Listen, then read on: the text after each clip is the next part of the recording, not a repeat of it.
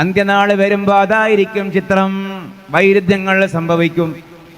ആരൊക്കെയാണോ ചാനലിന്റെ മുമ്പിൽ വന്നിട്ട്, മീഡിയക്കാരെ മുമ്പിൽ വന്നിട്ട്, ഏതൊക്കെ ലോക നേതാക്കളാണോ കാരുണ്യത്തെ കുറിച്ച് സംസാരിക്കുന്നത്, അവരായിരിക്കും ഭൂമിയിൽ ഏറ്റവും വലിയ കാഠിന്യത്തിന്റെ വക്താക്കൾ.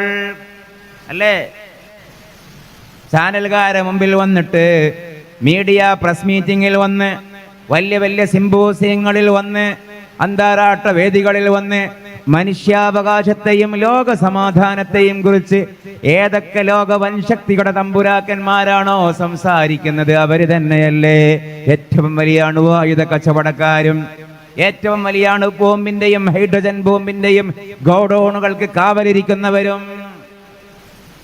എല്ലാ രാജ്യങ്ങൾക്കിടയിലും യുദ്ധം ഉണ്ടാക്കുന്ന ആൾക്കാരാണിന്ന് സമാധാനത്തിന് നോബൽ സമ്മാനം എനിക്ക് കിട്ടണമെന്ന് പറയുന്ന ആളുകൾ.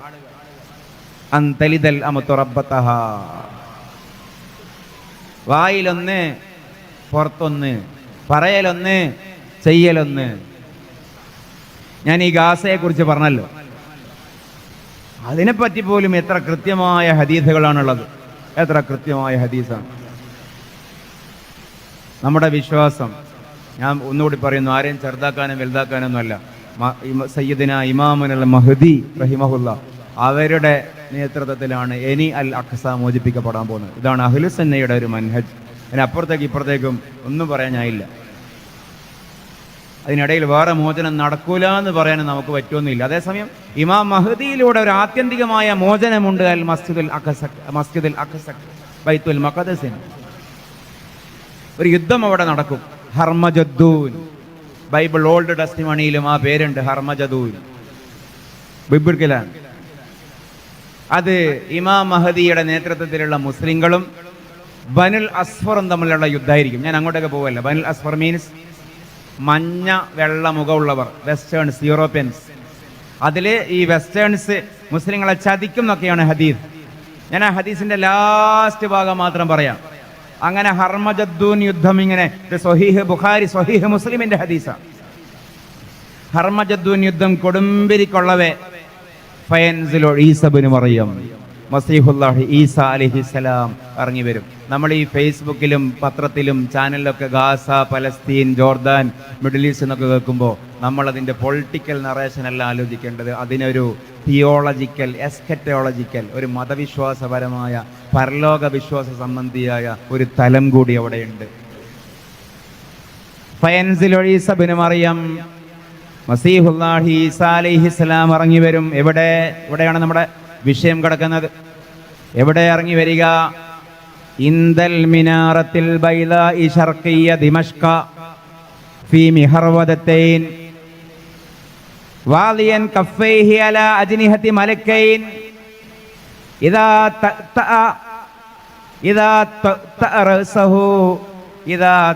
റഅസഹു ഖതറ വഇദാ റഫഅഹു തഹദ്ദറ മിൻഹു ജുബാനുൻ കല്ലുലു.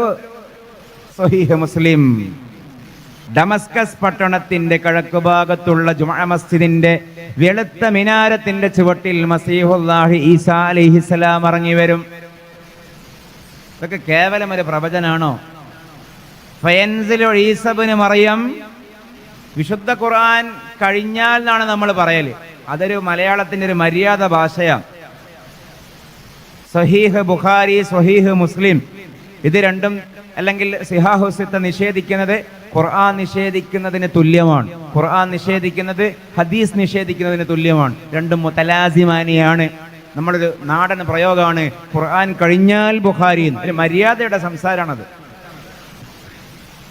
വിശദീകരണം നോക്കിയ എല്ലാം ഒന്നൊന്നിനെ ബലപ്പെടുത്തുന്ന, ഒന്ന് മുഖസ്സിസും മറ്റേത് മുഖസ്സസും. ഞാൻ സങ്കീർണമാക്കുകയല്ല, എല്ലാം ഒന്ന് തന്നെയാണ് അതിന്റെ ആശയത്തിൽ. ഫയൻസിലു ഈസബിന് മറിയം എവിടെ? ഇന്ദൽ മിനാറത്തിൽ ബൈദാ, വെള്ള മിനാരത്തിന്റെ ചുവട്ടിൽ, ശർഖിയ ദിമഷ്ക, ദമസ്കസ് നഗരത്തിന്റെ കിഴക്കുഭാഗത്തുള്ള ജുമുഅത്ത് പള്ളിയുടെ വെള്ള മിനാരത്തിന്റെ ചുവട്ടിൽ മസീഹുല്ലാഹി ഈസ ഇറങ്ങി വരും. ലൈവ് റിപ്പോർട്ടിംഗ് എന്ന പോലെയാണ് പറയുന്നത്.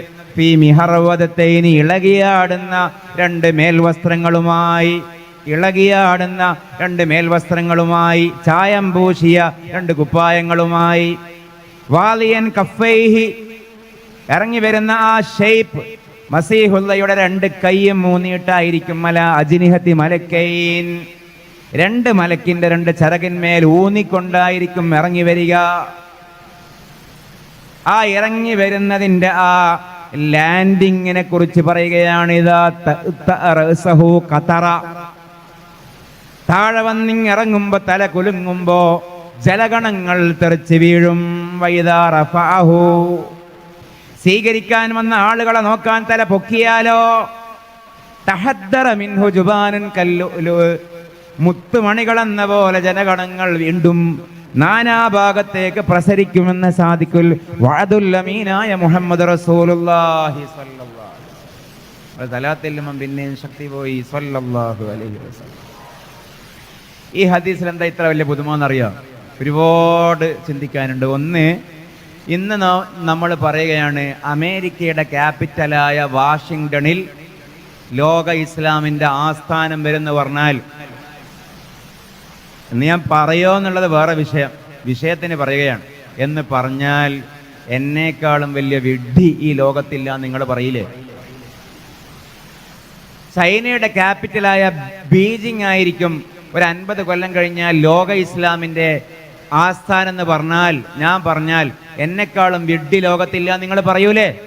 പറയണമല്ലോ. എന്നാൽ അതിന് തുല്യമാണ് എന്ത് അറിയോ?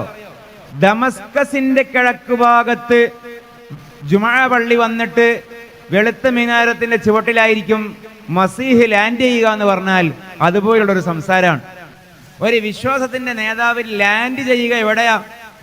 എൻ്റെ പടച്ചതമ്പുരാൻ, നിങ്ങൾ എന്നെ തീരെ ഉള്ളു തുറന്ന് ശ്രദ്ധിക്കുന്നില്ലാലോ. എന്താണ് റബ്ബെ ഞാൻ പറയേണ്ടത്?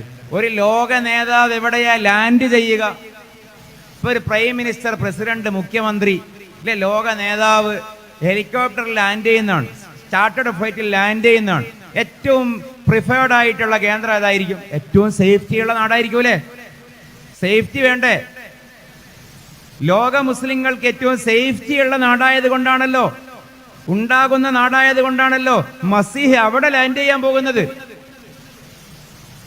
അപ്പൊ കുറച്ചു കാലം കഴിഞ്ഞാൽ സിറിയ ലോക മുസ്ലിങ്ങളുടെ ഏറ്റവും സേഫ് മണ്ണായി മാറും. സിറിയയുടെ ക്യാപിറ്റലാണ് ഡമസ്കസ്. ഡമസ്കസിന്റെ അറബിയാണ് ദിമഷ്ക്. ഇത് പറയുമ്പോൾ ഡമസ്കസിൽ ഇസ്ലാം എത്തിയിട്ടില്ല.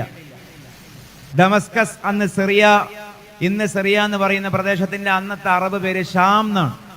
ഷാം അന്ന് ബൈസന്റൈൻ സാമ്രാജ്യത്തിന്റെ കൊമേഴ്ഷ്യൽ സിറ്റിയാണ്, വാണിജ്യ നഗരമാണ്. റോമാ സാമ്രാജ്യത്തിന്റെ വാണിജ്യ നഗരമാണെന്ന് ഷാം. ആൾക്കാർ കച്ചവടത്തിന് പോകുന്ന പ്രദേശമാണ്. അന്നത്തെ റോമാ സാമ്രാജ്യത്തിന്റെ ഭാഗമാണ്. ഹെറാക്ലീസിന്റെ ഹിർക്കലിന്റെ നാടാണ്. അന്നത് നസാറ മണ്ണാണ്. ഇന്ന് എന്താണോ റോമിലെ വത്തിക്കാൻ, ഇന്ന് എന്താണോ വത്തിക്കാൻ സിറ്റി, ആ സ്ഥാനത്ത് നിൽക്കുന്ന സിറ്റിയാണ് അന്ന് ദിമഷ്ക്. ആ ഡമസ്കസിനെ കുറിച്ചാണ് പറയുന്നത്. ആ ഡമസ്കസ് നാളെ ഈസാ അലൈഹിസ്സലാമിനെ സ്വീകരിക്കും. സഹാബികൾ വിശ്വസിച്ചു മാത്രമല്ല, കുറെ കാലം കഴിഞ്ഞപ്പോൾ ഡമസ്കസിൽ ഇസ്ലാം എത്തി. മുസ്ലിങ്ങൾ സിറിയ കീഴ്പ്പെടുത്തി. അധികം വൈകിയില്ല, സയ്യിദന ഉമർ ഇബ്നുൽ ഖത്താബിന്റെ കാലത്ത് തന്നെ. പിന്നീട് എന്നിട്ടും പതിറ്റാണ്ടുകൾക്ക് ശേഷമാണ് സിറിയയുടെ ക്യാപിറ്റലായ ഡമസ്കസിൽ അമവിയാക്കൾ ജുമാ പള്ളി കെട്ടുന്നത്. ഉമർ തങ്ങളുടെ കാലത്തും അവിടെ ജുമാഅത്ത് പള്ളിയില്ല. അമവിയ ഖിലാഫത്തിന്റെ കാലത്താണ് അവിടെ ജുമാഅത്ത് പള്ളി വരുന്നത്. ജുമാഅത്ത് പള്ളിയുടെ കിഴക്ക് ഭാഗത്ത് അന്നുമുണ്ട് വെളുത്ത മിനാരം, ഇന്നുമുണ്ട് വെളുത്ത മിനാരം. നാളെ ഉണ്ടാകും എന്നുള്ള അതിവാദമൊന്നും എനിക്കില്ല. പക്ഷെ മസീഹുല്ലാഹി ഇറങ്ങുമ്പോൾ ഉണ്ടാകും. എല്ലാ ആഭ്യന്തര യുദ്ധവും, എല്ലാ ബോംബിങ്ങും, എല്ലാ ഹൈഡ്രജൻ ബോംബും, എല്ലാ കെമിക്കൽ ബോംബും, എല്ലാ അട്ടിമറിയും, എല്ലാ ബസാറുൽ അസദും, എല്ലാ പുതിയ ചങ്ങാതിയും ഒക്കെ വന്നിട്ടും ഈ സിറിയയുടെ, ഈ ജുമാഅത്ത് പള്ളിയുടെ കിഴക്ക് ഭാഗത്തുള്ള വെളുത്ത മിനാരം സേഫാണ്. നാളെ ഉണ്ടാകുമെന്ന് പറയുന്നില്ല. പൊളിഞ്ഞാൽ മറ്റന്നാൾ വേറെ വരുമായിരിക്കും. പക്ഷെ ഇത് സംഭവിച്ചിട്ടുണ്ട്.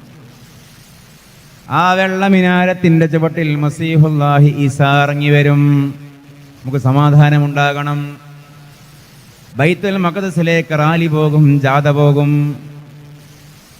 എന്നിട്ടോ അവിടെയപ്പോ സയ്യിദുനാ ഇമാമുൽ മഹദി സുബഹി നിസ്കാരത്തിന് നേതൃത്വം കൊടുക്കാൻ നിൽക്കുന്ന സമയത്തായിരിക്കും മസീഹുല്ലാഹി ഈസാ അലൈഹിസ്സലാം മസ്ജിദുൽ അഖ്സയിൽ എത്തുന്നത്. ഇതൊക്കെ ഹദീസാണ്, സ്വഹീഹായ ഹദീസാണ്. ഇമാം മഹദി എന്നൊക്കെ പറയുമ്പോൾ നമ്മൾ വേറൊരു കാര്യം കൂടി ചിന്തിക്കണം. ഇന്ന് കേരളത്തിൽ ഏറ്റവും മിസ്യൂസ് ചെയ്യപ്പെടുന്ന ഒരു പേര് കൂടിയാണ് മഹദി. എനിക്ക് തോന്നുന്നത് കേരളത്തിൽ ആകെ ലിസ്റ്റിട്ടുള്ള ഒരു 100 മഹദി എന്ന് ജീവിക്കുന്നുണ്ടാവും, 50 കഞ്ചാവ് അടിക്കുന്നുണ്ടാവും. ഇന്ന് കേരളത്തിൽ ഏറ്റവും മിനിമം ഞാനാണ് മഹദി എന്ന് പറഞ്ഞിട്ട്, എൻ്റെ ഷെയ്ഖാണ് മഹദി എന്ന് പറഞ്ഞിട്ട് ഒരു 100 ആളുണ്ടാവും. ഒരു പക്ഷേ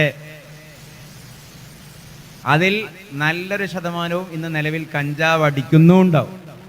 ഇന്ന് ലോകത്ത് ഏറ്റവും മഹദി ഉള്ളത് ഇറാനിലാണ്.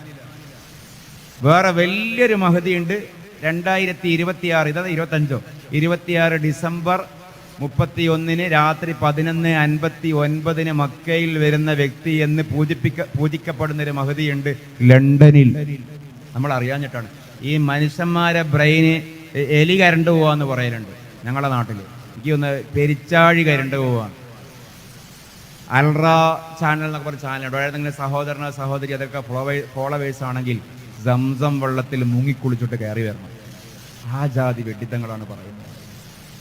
യൂനുസ് അൽ ഗോഹർ ഷാ ഒരു പുതിയൊരു ചങ്ങാതിയാണ്.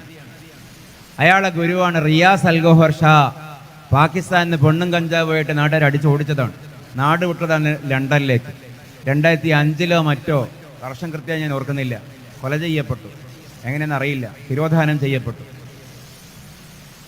ആ കഞ്ചാവടിയനെ കുറിച്ചാണ് പറയുന്നത്. 2026 ആ റിയാസ് അൽ ഗോഹർ പുനരുജ്ജീവിപ്പിക്കപ്പെടും, പുനരാനയനം കൊള്ളും മക്കയിൽ. അതായിരിക്കും മഹദി. ഇന്ന് നിലാവിലുണ്ട് ആ റിയാസ് അൽ ഗോഹർ ഷായുടെ ചിത്രം. ഇതൊക്കെയാണ് 2025 എഡ്യൂക്കേറ്റഡ് ആയ, എല്ലാ ഭാഷ അറിയുന്ന, ടെക്നോളജി അറിയുന്ന അഭ്യസ്ത വിദ്യന്മാരുടെ മഹദി പ്രേമം. ഇതൊന്നും സാധാരണക്കാർ നമ്മൾ പറയുന്നൊരു കൂട്ടരുണ്ടല്ലോ, ഓരൊന്നുമല്ല ഇതിലുള്ളത്.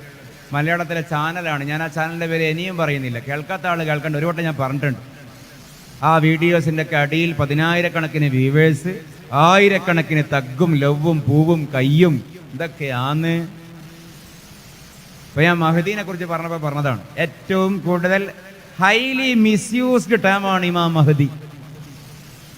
പക്ഷെ ഒരു മഹദി വരും, അന്നിക്കണ്ട എല്ലാ ഫേക്ക് മഹദിയും മാളത്തിൽ ഒളിക്കുകയും ചെയ്യും.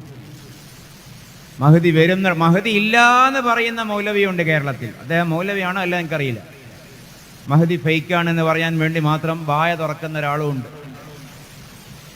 ഞാൻ പരാക്ഷേപം പൊതുവെ നടത്തില്ല, അതുകൊണ്ടാണ് പേരൊഴിവാക്കുന്നത്. ആശയമാണ് നമ്മുടെ വിഷയം. മഹദി വരും.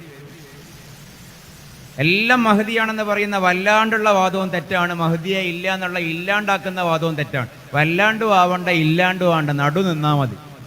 മധ്യമ മതമാണ് ദീനുൽ ഇസ്ലാം. അപ്പൊ എന്താ നമ്മുടെ വിഷയം? ഇമാം മഹദി ഇമാമത്ത് നിൽക്കാൻ നേരായിരിക്കും മസീഹുല്ലാഹി വരുന്നത്. അപ്പൊ മഹദി ഇമാം ബേക്കോട്ടേക്ക് ഇങ്ങനെ വരാൻ നോക്കും. ഈസാ അലൈഹി ഇസ്ലാം വന്നല്ലോ. അല്ലാഹുവിന്റെ റസൂല് പറയുകയാണ്, ഈസാ അലൈഹിസ്സലാം പറയും, ലക ഉഖീമത്തിസ് സ്വലാ, ഇത് നിങ്ങൾക്ക് വേണ്ടി ഇഖാമത്ത് കൊടുക്കപ്പെട്ട സുബ്ഹിയാണ്, അതുകൊണ്ട് നിങ്ങൾ തന്നെ ഇമാമത്ത് നിൽക്ക്. അല്ലാഹുവിന്റെ റസൂല് പറയുകയാണ്, മിന്നല്ലദീ യുസല്ലി ഖൽഫഹു ഈസാ ഇബ്നു മറിയം, ഈസാ ഇബ്നു മറിയം മഅ്മൂമായി നിൽക്കുന്ന ഇമാം എൻ്റെ ഉമ്മത്തിൽപ്പെട്ട വ്യക്തിയാണെന്ന് മുഹമ്മദ് റസൂലുള്ളാഹി സ്വല്ലല്ലാഹു അലൈഹി വസല്ലം. ഇത് പാകിസ്ഥാനി കഞ്ചാവി അല്ല, അത് സയ്യിദുനാ ഇമാമുൽ മഹദി ആയിരിക്കും റളിയല്ലാഹു അൻഹു. ആ കാലത്ത് ഈ പറയുന്ന എല്ലാ മുസ്ലിങ്ങളെ ആശയപരമായി ലോകത്ത് നിന്ന് വംശനാശപ്പെടുത്താൻ ശ്രമിക്കുന്ന ആൾക്കാരൊക്കെ ദജ്ജാലിന്റെ പിന്നാലെയായിരിക്കും, മുഴുവനും വിഭാടനം ചെയ്യപ്പെടും എന്ന് സയ്യിദുനാ മുഹമ്മദ് റസൂലുള്ളാഹി സ്വല്ലല്ലാഹു. അവിടെ എത്തും. ഇത് നിങ്ങളെ കുറച്ച് ആലോചിക്കാനാണ് ഞാൻ ഈ ഭാഗം പറയുന്നത്. ഒറ്റ കാര്യം കൂടി ആലോചിച്ച് നോക്കൂ. വിശ്വാസത്തിന്റെ തെളിവും കൂടി ഇതിന് നടുവ് കൂടി വരണല്ലോ. നിങ്ങൾ പറ, ഈ 1500 കൊല്ലം ലോകം നമ്മൾ നിരീക്ഷിച്ചാൽ, ഒന്ന് മനസ്സ് തുറന്ന് കേക്ക്, ഈ പറയുന്ന പ്രദേശത്തിന്റെ പ്രസക്തി ചരിത്രത്തിൽ എപ്പോഴെങ്കിലും ഇല്ലാതായിട്ടുണ്ടോ? അള്ളാന്റെ റസൂല് പറഞ്ഞ എല്ലാ അന്ത്യനാളിന്റെ അടയാളം എവിടെയാ? ഈ പറയുന്ന Syria, Jordan, Palestine, Saudi Arabia, Middle East ആണ്. ദജ്ജാൽ വരും അവിടെ, യജൂജ് മൗജൂജ് അവിടെ, ദാബത്തുൽ അർള് അവിടെ, മസീഹുല്ലാഹി ഈസാ അലൈഹിസ്സലാം അവിടെ, മഹ്ദി ഇമാം അവിടെ, ഹർമജദൂൻ അവിടെ, എല്ലാം അവിടെയാണ്. പക്ഷെ ഇന്ന് ലോകത്ത്, എന്നും ലോകത്ത് ആ നാടിനോളം പ്രസക്തമായ വേറെ ഏതെങ്കിലും നാടുണ്ടായിട്ടുണ്ടാവും? ശരിക്കും ആലോചിച്ച് നോക്കൂ. ഇപ്പൊ ലോകത്തിന്റെ പടിഞ്ഞാറ് എൻഡാണ് അമേരിക്ക, കിഴക്കേ എൻഡാണ് റഷ്യ, നടുവാണ് ചൈന. ഈ മൂന്ന് കൂട്ടർക്കും ഞങ്ങളും ഭൂമിയിലുണ്ടെന്ന് കാണിക്കാൻ എങ്ങോട്ടേക്ക് വരണം? മിഡിൽ ഈസ്റ്റിലേക്ക് വരണം. അമേരിക്കക്കാർക്ക് ഞാളാണ് സൂപ്പർന്ന് കാണിക്കാൻ റസൂലുള്ള പറഞ്ഞ മണ്ണിലേക്ക് വരണം. റഷ്യക്കാർക്കും ഇവിടത്തേക്ക് വരണം, ചൈനക്കാർക്കും ഇവിടത്തേക്ക് വരണം. ഇതൊന്നും വെറുതെ അല്ല.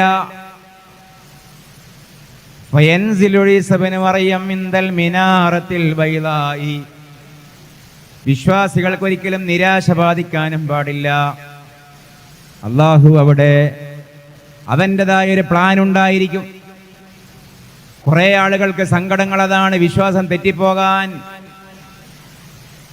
ദുആ ചെയ്യുന്നു, ഉത്തരം കിട്ടുന്നില്ല. മുസ്ലിങ്ങൾ പീഡിപ്പിക്കപ്പെടുന്നു, ഉത്തരം കിട്ടുന്നില്ല. പക്ഷെ ആലോചിച്ച് നോക്കൂ, ഇതിനപ്പുറം ഒരു ലോകം വരാനുണ്ട്. ചിലപ്പോഴൊക്കെ ഈ ക്ലാസ്സിനൊക്കെ പോകുമ്പോൾ എനിക്കൊക്കെ കൂടുതൽ കിട്ടുന്ന സ്ലിപ്പിലുള്ള ഒരു ചോദ്യം അതായിരിക്കും. ഓർത്തപ്പോൾ പറയുകയാണ്, യമനിലെ കുഞ്ഞുങ്ങൾ, ഗാസയിലെ കുഞ്ഞുങ്ങൾ, വയനാട്ടിലെ ഉരുൾപൊട്ടലിലെ കുഞ്ഞുങ്ങൾ, അതൊക്കെ എന്താവും എന്നുള്ളത്. മരണപ്പെട്ടു പോകുന്ന ആൾക്കാർക്ക് എവിടെ നിന്ന് നീതി കിട്ടും എന്നുള്ളത്. ഞാൻ ചോദിക്കട്ടെ, ഈ മരണപ്പെട്ടു പോകുന്ന കുഞ്ഞുങ്ങളെപ്പറ്റി ലോകത്തെ ഏതെങ്കിലും വിശ്വാസത്തിൽ എന്തെങ്കിലും ഒരു മറുപടി പറയുന്നുണ്ടോ? എന്തെങ്കിലും ആകും എന്നുള്ളത്. ഈ കുഞ്ഞുങ്ങളൊക്കെ സ്വർഗത്തിലെ വോളണ്ടിയേഴ്സ് ആണെന്ന് പരിശുദ്ധ ഖുർആൻ. യതൂഫു അലൈഹിം ബിൽദാനും മുഖല്ലദൂൻ ബിഅക്വാബിൻ വഅബാരീക് വകഅസിം മിൻ മഈൻ ലാ യുസദ്ദഊന അൻഹാ വലാ യുൻസിഫൂൻ വഫാകിഹത്തിൻ മിമ്മാ യതഖയ്യറൂന വലഹ്മി ത്വയ്രിൻ മിമ്മാ യസ്തഹൂൻ വഹൂറുൻ നീൻ കഅംസാലിൽ ലുഅ്ലുഇൽ മക്നൂൻ ജസാഅൻ ബിമാ കാനൂ യഅമലൂൻ ലാ യസ്മഊന ഫീഹാ ലഗവൻ വലാ തഅസീമാ ഇല്ലാ ഖീലൻ സലാമൻ സലാമാ. ലോക മുസ്ലിം വിശ്വാസികൾ, അള്ളാഹുവിന്റെ തൃപ്തിയടഞ്ഞ ആളുകൾ സ്വർഗത്തിലേക്ക് കാലെടുത്ത് വെക്കുമ്പോൾ സ്വീകരിക്കുന്ന, പൂമാലയിട്ട് സ്വീകരിക്കുന്ന, പഴത്തിന്റെ തളികയുമായി വന്ന് സ്വീകരിക്കുന്ന വോളണ്ടിയേഴ്സ് ആയിരിക്കും ഈ പ്രായപൂർത്തിക്ക് മുമ്പേ മരണപ്പെട്ടു പോകുന്ന കുഞ്ഞുങ്ങൾ എന്ന് പരിശുദ്ധ ഖുർആൻ. യതൂഫു അലൈഹിം ബിൽദാനും മുഖല്ലദൂൻ. അള്ളാഹിന്റെ വാക്ക് നോക്കണം. ഈ സ്വർഗത്തിൽ കടക്കുന്ന ആളുകളെ ചുറ്റിപ്പറ്റി കറങ്ങിക്കളിക്കും. ഇനി എന്തെങ്കിലും വേണോ? അത് മതിയോ? ഓക്കെയാണോ? Help desk. മുഖല്ലദൂൻ, ഒരിക്കൽ മരിച്ചു ഇനി മരിക്കാത്ത, ഒരിക്കൽ മിസൈലിൽ കരിഞ്ഞു എനിക്കരിയാത്ത, ഒരിക്കൽ ബോംബിങ്ങിൽ പൊട്ടിച്ചെതറി ഇനി പൊട്ടിച്ചെതറാത്ത, ഒരിക്കൽ ശ്വാസം മുട്ടിച്ച് കൊല്ലപ്പെട്ടു ഇനി കൊല ചെയ്യപ്പെടാത്ത മുഖല്ലദീങ്ങളായ മക്കൾ, അവരായിരിക്കും സ്വർഗത്തിലെ വാളണ്ടിയേഴ്സ്. നമ്മൾ വള്ളത്തോളിനെ കുറിച്ച് പാടിയ പോലെ ഒരു പാട്ട് വേറെ ആൾ എഴുതിയിട്ടുണ്ട്. ആളെ പേരെന്തായിരുന്നു? മാമ്പഴം എഴുതിയ ആളെ പേരെന്തേനും? നിങ്ങൾ ഉറങ്ങിയിട്ടാണ് ഞാനിങ്ങനെ പദ്യം ചൊല്ലുന്നത്. വൈലോപ്പള്ളി ശ്രീധരമേനോൻ. വൈലോപ്പള്ളി ശ്രീധരമേനോന്റെ കവിത ഈ ആയത്തിന്റെ കോൺട്രസ്റ്റിൽ ഒന്ന് പാടിയോക്കും. അങ്കണ തൈമാവിൽ നിന്നാദ്യത്തെ പഴം വീഴുകെ, അമ്മതൻ നേത്രത്തിൽ നിന്നുതിർന്നു ചുടുകണ്ണീർ, 4 മാസം മുമ്പിൽ ഏറെ നാൾ കൊതിച്ചിട്ട ബാലമാഗന്ധം പൂവിട്ടുണ്ണികൾ വിരിയവേ, അമ്മതൻ മണിക്കുട്ടൻ പുത്തിരി കത്തിച്ച പോൽ അമ്മലറച്ചണ്ടൊന്നൊടി ചാളാതിച്ചടുത്തെത്തി, ചൊടിച്ചു മാതാവപ്പോൾ ഉണ്ണികൾ വിരിഞ്ഞ പൂ വിറുത്തു കളഞ്ഞല്ലോ കുസൃതിക്കുരുന്നേ നീ, മാമ്പഴം വീഴുന്നേരം ഓടിച്ചെന്നെടുക്കേണ്ടോൻ പൂങ്കുല തല്ലുന്നതു തല്ലുകൊള്ളാഞ്ഞിട്ടല്ലേ. നിങ്ങൾ ആ ആശയത്തിലൂടെ അർത്ഥമൊന്ന് ആലോചിച്ച് നോക്കൂ. മാമ്പഴം വീഴുന്നേരം ഓടിച്ചെന്നെടുക്കേണ്ടോൻ പൂങ്കുല തല്ലുന്നതു തല്ലുകൊള്ളാഞ്ഞിട്ടല്ലേ. പൈതലിൻ ഭാവം മാറി വദനാം ഭുജം വാടി, കൈതവം കാണാ കണ്ണ് കണ്ണുനീർ തടാകമായി, മാമ്പഴം പെറുക്കുവാൻ ഞാൻ വരുന്നില്ല, മാമ്പഴം പെറുക്കുവാൻ ഞാൻ വരുന്നില്ല എന്നവൻ മലർക്കുല എറിഞ്ഞു വെറും മണ്ണിൽ. വാക്കുകൾ കൂട്ടിച്ചെല്ലാൻ വയ്യാത്ത കിടാങ്ങളെ ദീർഘദർശനം ചെയ്യും ദൈവജ്ഞരല്ലോ നിങ്ങൾ. തുങ്കമാമീനച്ചുടാൽ തൈമാവിൻ മരേതക കിങ്ങിണി സൗഗന്ധിക പുഷ്പമായി തീരും മുമ്പേ മാമ്പഴം വീഴാൻ കാത്തു നിൽക്കാതെ മാതാവിൻ്റെ പൂങ്കുയിൽ കൂടും വിട്ട് പരലോകത്തെ പുൽകി. ഞാൻ വെറുതെ ഒരു പാട്ട്, വെറുതെ ആകാത്ത പാട്ട് പാടി നോക്കിയല്ല, നമ്മുടെ വിശ്വാസം എന്താന്ന് മനസ്സിലാക്കാൻ പറഞ്ഞതാണ്. ശരിക്കും ഈ കവിത അറബിയിലായിരുന്നുവെങ്കിൽ ഇർഷാദുൽ യാഫിയിൽ വരേണ്ട കവിതയാണ്. അത്രക്കും സൂഫി സെൻസുള്ള കവിതയെന്ന കവിത. വീട്ടിൻ്റെ മുറ്റത്തൊരു മാവ്, ആ മാവിൽ നിന്ന് ആദ്യമായിട്ടൊരു മാമ്പഴം താഴെ വീണപ്പോൾ വീട്ടിലെ അമ്മ കരഞ്ഞതാണ് തീം. എന്താ കാര്യം എന്നറിയോ? ആ മാമ്പഴം പെറുക്കാൻ വീട്ടിലെ കുരുന്ന് ബാലൻ മരണപ്പെട്ടു പോയി. നമ്മളിൽ നിന്ന് മരണപ്പെട്ടു പോയ കുട്ടികൾക്ക് അല്ലാഹു മഗ്ഫിറത്തും മർഹമത്തും കൊടുക്കട്ടെ. നമ്മുടെ ഷാനവാസ് ഉസ്താദിൻ്റെ മോൻ്റെ കബറിങ്കൽ ഞാൻ പോയി. ഷാനവാസ് ഉസ്താദിൻ്റെ റാശി ഇപ്പോൾ നമ്മുടെ നന്ദിയിലുണ്ട്. അല്ലാഹു ആ മരണപ്പെട്ട കുട്ടിക്ക് അല്ലാഹു മഗ്ഫിറത്തും മർഹമത്തും കൊടുക്കട്ടെ. അവരെയും നമ്മളെയും അവരുടെ കുടുംബത്തെയും ഒക്കെ അല്ലാഹു സ്വർഗത്തിൽ ഒരുമിച്ച് കൂട്ടി കൊടുക്കട്ടെ. നമുക്ക് അങ്ങനെ ഒരു പ്രതീക്ഷയുണ്ടല്ലോ. വൈലോപ്പള്ളിയുടെ ഭാവന തീരുന്നിടത്താണ് ഖുർആന്റെ വാചകം ആരംഭിക്കുന്നത്. ഉണ്ണിമാങ്ങയായ കാലത്ത് വീട്ടിലെ കുഞ്ഞുമോൻ ഒരു കൊളുന്ത് ഉണ്ണിമാങ്ങ പറിച്ച് മാതാവിന്റെ അരികിലെത്തിയതാണ്. വൈലോപ്പള്ളിയുടെ പാട്ടിൽ അതാണ് തീം. അങ്കണ തൈമാവിൽ നിന്ന് ആദ്യത്തെ പഴം വീഴുക. ഇത് പാട്ട് കേൾക്കുന്ന സെൻസല്ല, സൂഫി സെൻസിൽ കേൾക്ക്. അമ്മതൻ നേത്രത്തിൽ നിന്നുതിർന്നു ചുടുകണ്ണീർ. ആ മാമ്പഴം അവകാശമില്ലാതെ മുറ്റത്തിങ്ങനെ നിൽക്കുന്ന കണ്ടപ്പോൾ അമ്മയുടെ കണ്ണിൽ നിന്ന് കണ്ണുനീര് താഴോട്ട് ഉരുണ്ടുരുണ്ട് കൂടി. ചുണ്ടിന്റെ കുണ്ടിൽ കണ്ണുനീരിന്റെ ഉപ്പിച്ച. എന്താ വിഷയം? 4 മാസം മുമ്പ് ഏറെ നാൾ കൊതിച്ചിട്ട ബാലമാ ഗന്ധം പൂവി തുണ്ണികൾ വിരിയവേ. 4 മാസം മുമ്പ് ഒരുപാട് കാലം കാത്തിരുന്നിട്ട് ആദ്യമായിട്ട് പൂത്തതാണ് മാവ്. ആ മാവിലെ പൂമ്പൊടി ഉണ്ണിമാങ്ങയായ കാലത്ത് അമ്മലർ ചെണ്ടൊന്നൊടിച്ചാഹ്ലാദിച്ചിട്ട് ആ കുരുന്ന് പൂത്തിരി കത്തിച്ച പോലെ ചിരിക്കൊടുക്കയായി കുസൃതിക്കൊടുക്കയായി വീട്ടിലെ കുഞ്ഞിമോൻ അമ്മയുടെ അരികിലെത്തിയതാണ്. ഒരു കൊളുന്തും പറിച്ചിട്ട് നോക്കമ്മ എന്ന് പറഞ്ഞിട്ട്. പക്ഷേ മകൻ കരുതിയ റെസ്പോൺസ് അല്ല അമ്മ കൊടുത്തത്. ചൊടിച്ചു മാതാവപ്പോൾ. മാതാവിനത് ഇഷ്ടമായില്ല. കാരണം മാതാവ് എന്താ ചിന്തിച്ചറിയോ? മാതാവ് ചിന്തിച്ചത്, ഈ കൊളുന്ത് നീ പറിച്ചു കളഞ്ഞല്ലോ, ഇത്രയും കാത്തിരുന്ന കൊളുന്തല്ലേ, ഇത് നിനക്ക് തന്നെയല്ലേ തിന്നാനുള്ളത്. മാമ്പഴം വീഴുന്നേരം ഓടിച്ചെന്ന് എടുക്കേണ്ടവൻ 4 മാസം കഴിഞ്ഞിട്ട് പഴുത്തിട്ട് താഴെ വീണാൽ അതെടുക്കണ്ട നീ. ഈ ചില്ല പൊട്ടിച്ച് ഉണ്ണിമാങ്ങയുമായി വരുന്നത് നല്ല തല്ല് കൊള്ളാഞ്ഞിട്ടല്ലേ, ചന്തിക്ക് നല്ല അടി കിട്ടാഞ്ഞിട്ടല്ലേ. ഇതാണ് അമ്മാന്റെ പ്രതികരണം.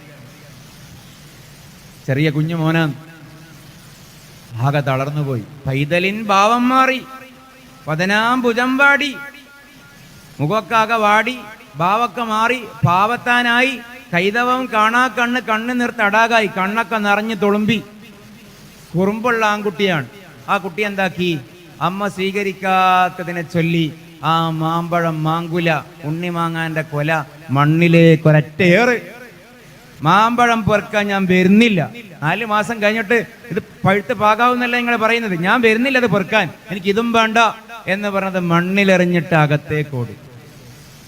എല്ലാ കവിൻ്റെ ഉള്ളിലും ഒരു സൂഫിയുണ്ട്. ഇനി വൈലോപ്പള്ളി എന്താ പറയുന്നത്? വാക്കുകൾ കൂട്ടിച്ചെല്ലാൻ വയ്യാത്ത കിടാങ്ങളെ. അവിടെയും ഒരു ഹദീസ് ഉണ്ട് കേട്ടോ.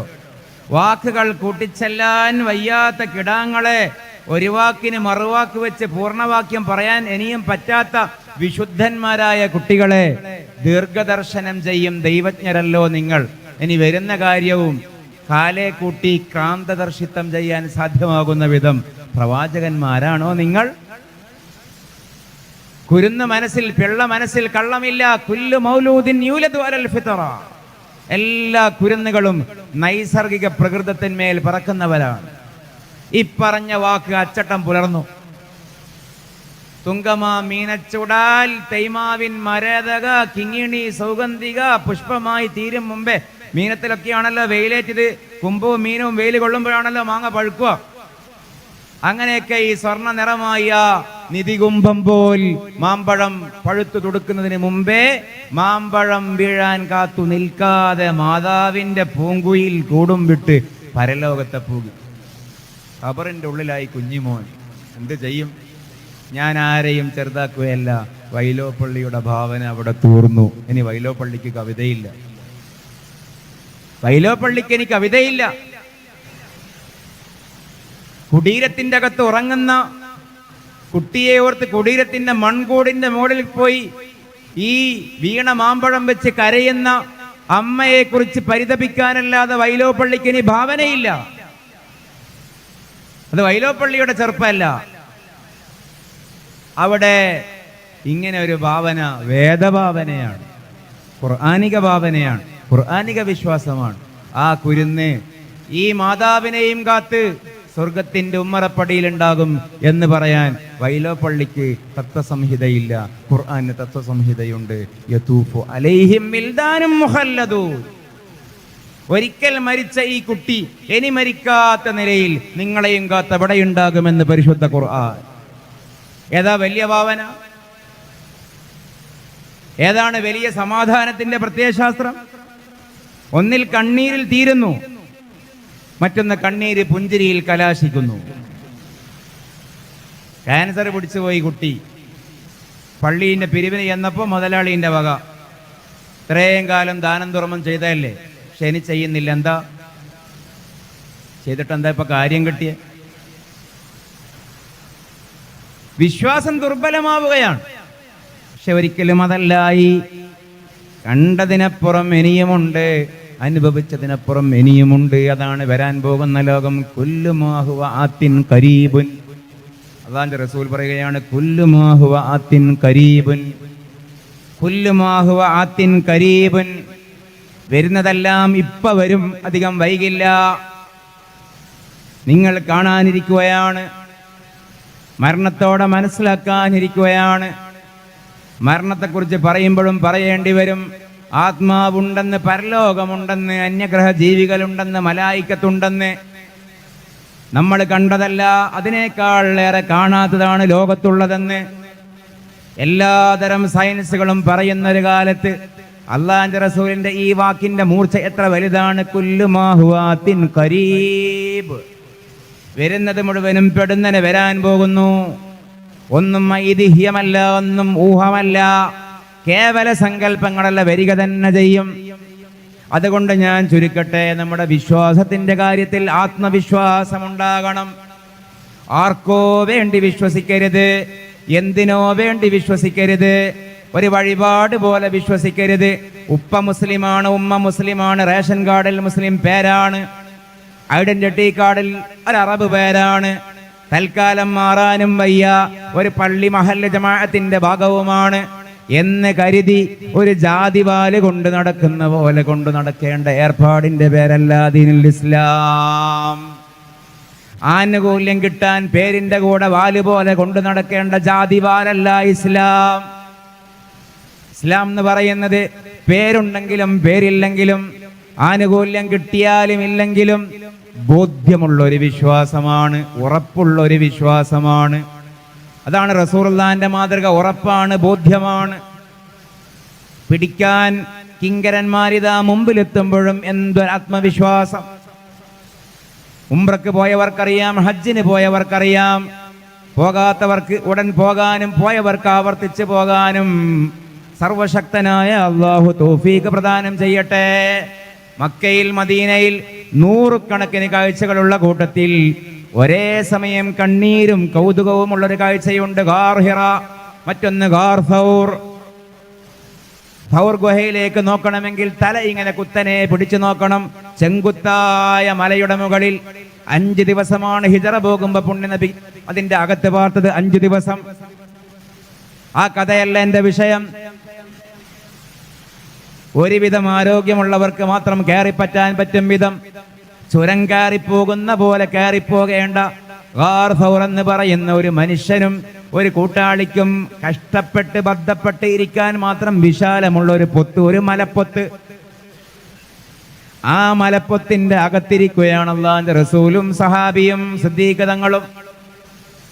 ജീവനോടെ പിടിച്ചാൽ 100 ചുമന്ന ഒട്ടകം, തല മാത്രം കൊണ്ടു കൊടുത്താൽ ആനുപാതികമായിട്ട് അതിന്റെ കൂലി ഇതാണ് ഇനാം. സുറാഖ തെക്ക് പോയി, വേറെയാള് വടക്ക് പോയി, കിങ്കരന്മാർ മക്ക മുഴുവനും പരതുകയാണ്. പുണ്യ നബിയെ പിടിക്കണം, ഒന്നുകിൽ ഉടലോടെ പിടിക്കണം, അല്ലെങ്കിൽ ഉടലിൽ തലയില്ലാതെ പിടിക്കണം. പിടിച്ചേ അടങ്ങൂ വാശിയാണ്. ആലോചിച്ച് നോക്കണം, മിനിറ്റുകൾ മണിക്കൂറുകൾ ബന്ധപ്പെട്ട് കയറിയാൽ മാത്രം എത്തുന്ന ഹിറയുടെ എല്ലാ ഗാർ സൗറിന്റെ ഉള്ളിലും അതിന്റെ തൊട്ടു മുമ്പിലും അവരെത്തി. എങ്ങനെയെങ്കിലും പിടിക്കണം.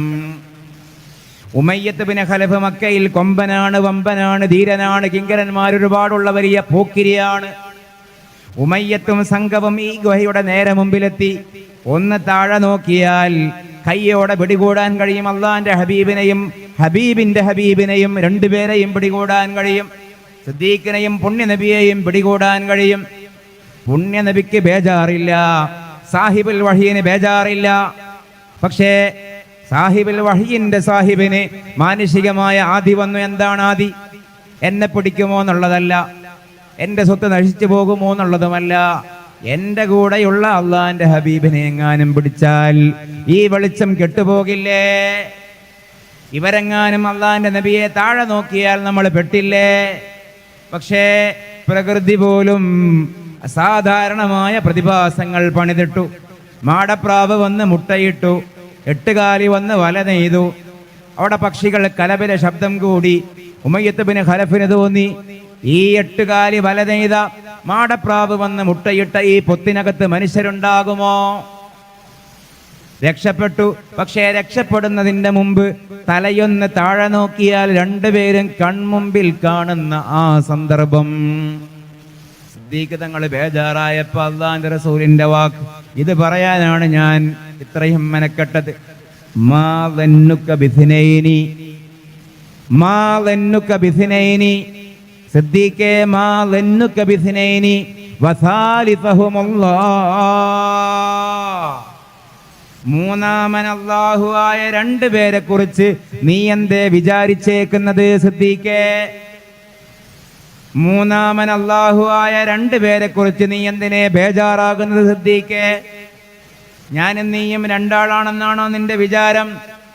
നമ്മൾ രണ്ടാണ്, പക്ഷേ നമ്മുടെ മൂന്നാമൻ നമ്മൾ കാണാതെ നമ്മളെ കാണുന്ന അല്ലാഹു ആണ്. ഇവിടെ വാസ്തവത്തിൽ ആരെയാണ് സമാധാനിപ്പിക്കേണ്ടത്? സിദ്ദീഖ് തങ്ങൾ റസൂലുള്ളാഹിനെയാണ് സമാധാനിപ്പിക്കേണ്ടത്. കാരണം ഉമയ്യത്ത് ബിൻ ഖലഫും സംഘവും പിടിച്ചാലും സിദ്ദീഖ് റളിയല്ലാഹു അൻഹുവിനെ ഒന്നും ചെയ്യൂല. കാരണം സിദ്ദീഖ് റളിയല്ലാഹു അൻഹു മക്കയിലുള്ള ഹോൾസെയിൽ കോമൺ ബിസിനസ് പാർട്ട്ണറാണ്. ഒരുപാട് ഖുറൈശികളുമായിട്ട് പാർട്ട്ണർഷിപ്പുള്ള വ്യവസായ ഭീമനാണ് അന്ന് സിദ്ദീഖ് റളിയല്ലാഹു അൻഹു. 1 ലക്ഷം പൊക്കിയ പൊന്ന നാണയത്തിന്റെ മുതലാളിയായിരുന്നു അന്ന് സിദ്ദീഖ് റളിയല്ലാഹു അൻഹു. അംർ ബിൻ ഹിഷാമാണ് പാർട്ട്ണർ. അബൂജഹൽ, ഞാൻ നേരത്തെ പറഞ്ഞ ഷാമെന്ന് ചുവന്ന ഒട്ടകങ്ങളെ മൊത്തം കൊണ്ടുവന്ന് മക്കയിൽ ഹോൾസെയിൽ ഡീലർ, റീറ്റെയിൽ അല്ല. ചുവന്ന ഒട്ടകം എന്ന് പറഞ്ഞാൽ ഇന്നത്തെ ഏറ്റവും നല്ല കാർ ഏതാ? ബൊഗാട്ടിയോ? കുട്ടികൾ പറ, റോൾസ് റോയ്സോ? ആ സ്ഥാനത്തുള്ള സാധനമാണ് ചുവന്ന ഒട്ടകം. അതിന്റെ ഹോൾസെയിൽ ഡീലർ. ഒന്നും ചെയ്യൂല പിടിച്ചാൽ.